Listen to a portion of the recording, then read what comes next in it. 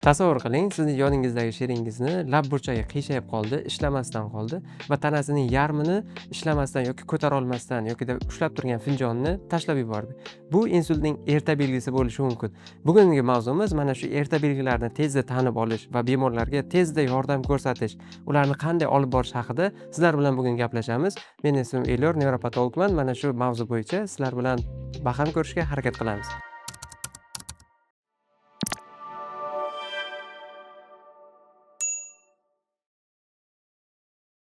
Insultning erta belgilari bularning birinchisi yuzning qiyshayishishi.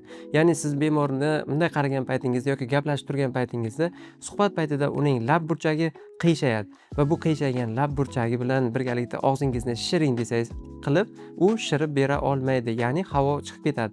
Yokida suv ichayotgan paytda shu qiyshaygan og'iz lab burchagidan suv oqib tushib ketadi. Bunday qaragan paytingizda bemorni tezda siz tanib olasiz, shu og'iz burchagini qiyshayganligini. Bu insultning eng birinchi erta alomatlaridan bo'lib hisoblanadi. Keyin bemordan so'rashingiz kerak, qo'lingizni ko'tara olasizmi deb. Ya'ni qo'lni ko'tarishni buyurgan paytingizda bemor qo'llarini ko'tara olmaydi va yokida uzoq muddat tutib tura olmaydi. Uning falajlangan tarafi tezda sekin pastga qarab ketishni boshlaydi.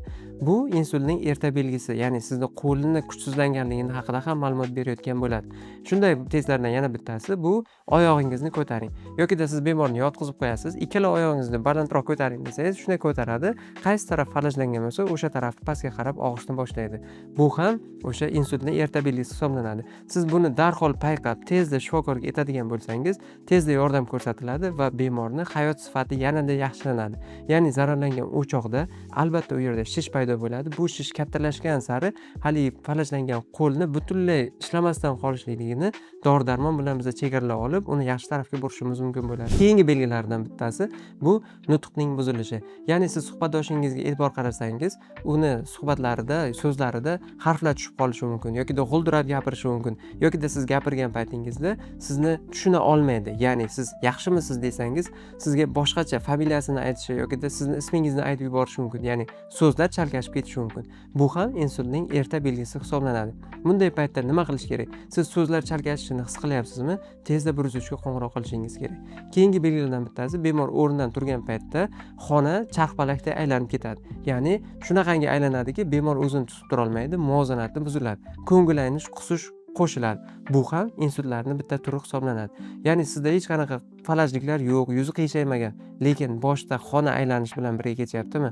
Ko'ngillaynish, qusish bormi? Bu insultning belgisi hisoblanadi yokida jiddiy bitta kasallikning belgisi hisoblanadi. Keyingi belgilardan bittasi bu bemorni boshida kuchli to'satdan bunaqa og'riqni his qilmagan bo'ladi. Xuddi chaqmoq urganda yoki bir issiq suv quyilib ketgandek og'riq bo'lishi. Bu og'riq subarachnoidal qon quyilishga xos xususiyatli og'riq bo'lib, ya'ni miyangizni pardalari orasidagi qon tomiri yorilgan paytda miyaga qon quyiladi va buni erta belgisi bu boshdagi kuchli og'riq. Ya'ni bunday bemorlarda tezda hech qanaqa falajlikni his qilmasligingiz mumkin, faqat boshidagi og'riqni his qilasiz. Men tajribamda bunaqasi ko'p bo'lgan, ya'ni birinchi 2 soatlik davomida falajliklar aniqlanmagan. Eng yomon jihati bu subarachnoidal qon quyilishda qaytadan organizm reflektor tarzda qon tomirlari spazm beradi va buni hisobiga hattoki bir necha kundan keyin ishemik insult berishi mumkin. Shuning uchun bularga to'g'ri yondashuv va beriladigan dorilarni vaqtida ichish o'ta muhim hisoblanadi. Ya'ni subarachnoidal qon quyilgan bemorlar juda ham yaxshi bilishadi. Ularga nitop preparati yokida nimodipin tarkibli dori vositasi beriladi. Bu dori vositasini muntazam ichib turish kerak. Nega? Ana shu siz subarachnoidal qon quyilish o'tkazgansiz, ya'ni sizdagi qon tomirlar, miyangizdagi qon tomirlar spazm berib turib, ishemik insultni oldini olish uchun berilgan va shuning uchun vaqtida ichib turing. Keyingi belgilardan bittasi bu bemorda yuzaga keladigan ko'ruvni o'zgarishi. Ya'ni bemor yurib ketayotgan paytda nimanidir ko'rmasdan urilib ketishi mumkin. Yokida yonida turgan narsani ko'rmay qolishi mumkin. Yokida ikkita yon tarafini, o'rtasini, umuman qaysidir qismda ko'ruvlarda buzilishlar yokida ko'zni o'zini harakati ham buzilib qolishi mumkin. Ya'ni g'ilaylik. Bitta ko'zni qarasangiz tashqariga qarab qolgan, bittasi o'rtada turgan bo'lishi yokida ichkariga qarab g'ilaylik. Bu ham insultning erta belgisi hisoblanadi. Sizda mana shu holatlar kuzatilganmi yokida shunaqa bemorlar sizda bormi? Albatta ularga tezda yordam ko'rsatishingiz kerak bo'ladi. Ya'ni sizda bu yerda vaqt omili o'ta muhim. Ya'ni siz Deylik, mana shu yuqorida sanab o'tilgan simptomlar, ya'ni klinik holatlar sizda kuzatilayotgan bo'lsa, tanishingizda yoki qarindoshingizda tezda 103 ga qo'ng'iroq qiling. 103 keladi, ularga yordam ko'rsatiladi. Oshgan qon bosimi bo'lsa, ular tushiradi va tezda shifoxonaga murojaat qilishadi. U yerda reanimatsiya bo'limida albatta birinchi yordam ko'rsatiladi. Bu yerda dori vositalari juda ham muhim. Ya'ni u yerda MCKT o'tkaziladi. MCKTda ishemik insultmi yoki gemorragik insult, ya'ni qon quyilishi bor, qon tomir bekilishi. Ikkalasi farqlanib olinib turib, davo choralari ko'riladi. Ya'ni qon tomiri bekilgan bo'lsa, hozirgi kunda Alteplaza yoki shunga o'xshash preparatlar bor. O'sha trombni eritib, yo'qotib yuborish xususiyatiga ega.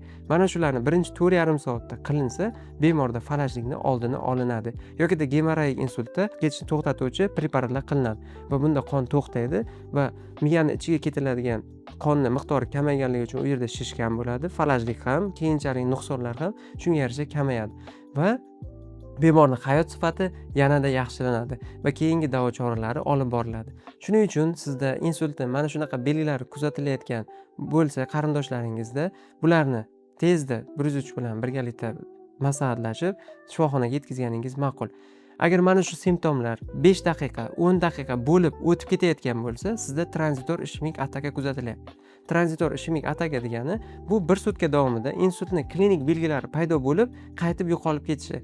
Ya'ni bu davomli bo'lmaydi. Bemorda falajlik kuzatiladi, yuzi qiyshayishi mumkin, ko'rishi o'zgarishi mumkin, ikkita ko'rishi mumkin, boshi aynalib, ko'ngli aynib qusishi mumkin, xona chilpirak bo'lishi mumkin va bu 1 sutkada o'tib ketib qoladi. Lekin o'tib ketdi degani bu tuzaldi degani emas, bu sizga organizmning signali. Ya'ni sizga aytayapti, biz yaqinda insult bo'lib qolishimiz mumkin.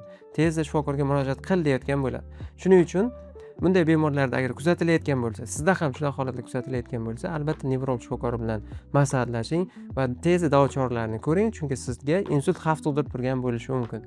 Video manfaatli bo'lgan bo'lsa, albatta like qoldiring, kommentariyalarda yozib qoldiring fikrlaringizni. Biz albatta bularni o'qib chiqib javob qaytarishga harakat qilamiz. Salomat bo'ling. Assalomu alaykum.